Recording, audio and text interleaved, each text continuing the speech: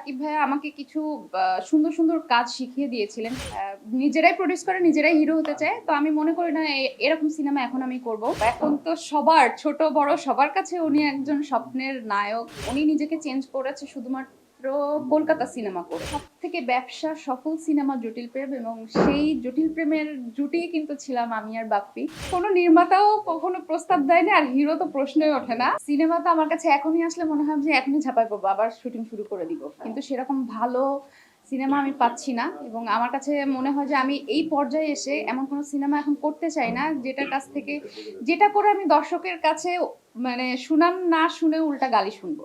তেমন অফার আমার কাছে অনেক আসে, যারা নিজেরা প্রডিউসার হিরো হতে চায়, নিজেরাই প্রডিউস করে নিজেরাই হিরো হতে চায়। তো আমি মনে করি না এরকম সিনেমা এখন আমি করব।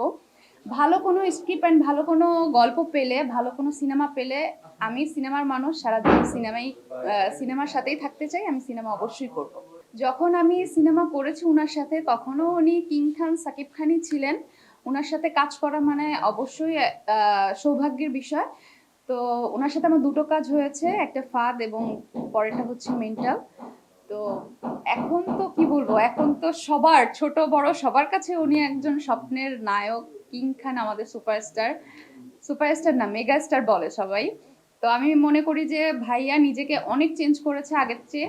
আমি যখন ওনার সাথে কাজ করেছি, এখনকার সাকিব খান আর তখনকার সাকিব খানের মধ্যে অনেক পার্থক্য। তো ভাইয়ের জন্য সবসময় আমার শুভকামনা থাকবে, যেন আরো অনেক ভালো ভালো সিনেমা বাংলাদেশকে উপহার দেয়। এরকমই ছিল। তারপরে বডি ফিটনেসের দিক থেকে একটু আমার কাছে মনে হয় যে আরো একটু গুলুমুলু ছিল। এখন অনেক সচেতন, এখন অনেক স্মার্ট লাগে, মনে হয় আরো বয়স অর্ধেক হয়ে গিয়েছে। বডি ফিটনেস অনেক সুন্দর। আর আমার কাছে এটা মনে হয় উনি নিজেকে চেঞ্জ করেছে শুধুমাত্র কলকাতা সিনেমা করে। উনি যতগুলো সিনেমা বাংলাদেশে করেছিলেন, হ্যাঁ অনেক সুপার হিট সিনেমা আছে বাংলাদেশে, কিন্তু নিজেকে ওরকম ভাবে প্রেজেন্ট করা, নিজেকে সুন্দর একজন পুরুষ হিসেবে প্রেজেন্ট করা, আমার কাছে মনে হয় যে উনি কলকাতার প্রথম যে সিনেমাটা করেছিলেন শিকারি, আমার কাছে মনে হয় হ্যাঁ শিকারি সিনেমা থেকে নিজেকে ভেঙেছে। এবং তখনকার সাকিব খান এখনকার সাকিব খান, এখন মনে হয় যে উনি একজন ম্যানলি হিরো। আমার জীবনের সব থেকে ব্যবসা সফল সিনেমা জটিল প্রেম, এবং সেই জটিল প্রেমের জুটিই কিন্তু ছিলাম আমি আর বাপ্পি। তো বাপির সাথে সিনেমার অভিজ্ঞতা তো সব থেকে বেশি ভালো, কারণ ওর সাথে সব থেকে বেশি আমি কাজ করেছি, টোটাল 8টা সিনেমাতে কাজ করেছি। এবং আমরা যখন সেটে থাকতাম, বাপি খুব চঞ্চল, খুব দুষ্টুমি করতো পুরা সেটে সবাইকে নিয়ে। আহ একটানা তো অনেকগুলো কাজ হয়েছে, প্রায় কত বছর, 6-7 বছর একসাথেই পথ চলা আমাদের। এখন একটু যোগাযোগটা কমে গিয়েছে, কারণ এখন সবাই মানে সবাইকে নিয়ে ব্যস্ত। আমি বিয়ে করেছি, আমি আমার সংসার নিয়ে ব্যস্ত। এবং আহ, আহ, আসলে কি, সিনেমার বাহিরে চলে আসলে, ঘরের ভেতরে আসলে ওরকম ভাবে আমাদের আর্টিস্টদের সাথে কারোর সাথে ওরকম কমিউনিকেশনটা হতো না।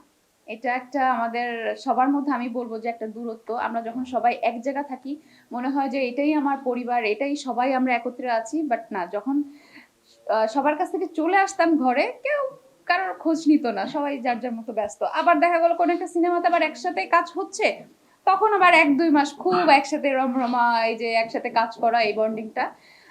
এখন ওইভাবে বাপ্পির সাথে যোগাযোগ নাই, বাট মাঝে মধ্যে হাই হ্যালো হয়, কথা হয়, কোথায় আছে, কেমন আছে, এতটুকু ও খোঁজ নেয়, আমিও খোঁজ নেই। তো আছে সব, মানে মাঝে মাঝে খোঁজ খবর নেওয়া হয়। না না, এরকম আমার কাছে মনে হয় কোনো আর্টিস্টদের মধ্যে, আমাদের সিনেমা আর্টিস্ট খুবই রেয়ার, এরকম আর্টিস্টদের মধ্যে মানে প্রেম ভালোবাসার সম্পর্কটা এরকম হয়ে ওঠে না। কারণ আমার কাছে মনে হয় আমি এখানে কাজ করতে এসেছি, আমি একজন কি বলে কর্মচারীর মতোই কিন্তু এখানে কাজ করছি, আর সেও কিন্তু এরকমই কাজ করছে। তো দর্শকরা দেখে যে আমরা পর্দায় খুব ইন্টিমেসি, খুব ক্লোজ শট দিচ্ছি, খুব রোমান্টিক সিন করছি, বাট এটার মধ্যে না ভেতর থেকে অনেক দূরত্ব থাকে।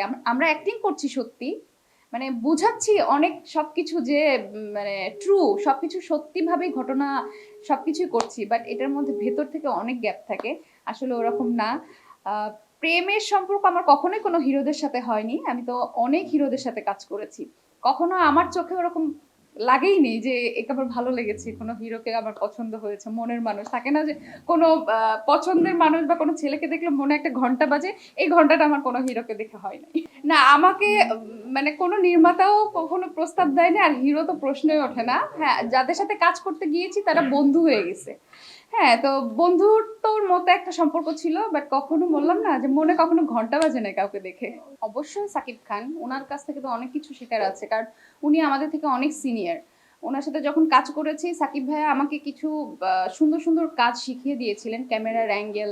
এবং তুমি যখন কোয়ার্টিস্টের সাথে অ্যাক্টিং করবে, তখন তুমি মাঝে মাঝে দেখবেন যে চোখে চোখ রেখে অনেক সময় অ্যাক্টিং করা যায় না। তো ভাইয়া আমাকে এটা শিখিয়েছিল যে তুমি চোখের দিকে না তাকিয়ে তুমি যদি আইব্রোর দিকে তাকাও, তাহলে তোমার অ্যাক্টিংটা একদম পারফেক্ট এবং প্রপার হবে। এই জিনিসটা আমি ভাইয়ের কাছ থেকে শিখেছি। এবং ক্যামেরার কোন অ্যাঙ্গেলে তাকালে কি হবে, এবং রাইট অ্যাঙ্গেল, লেফট অ্যাঙ্গেল, এগুলো আমি সাকিব খান ভাই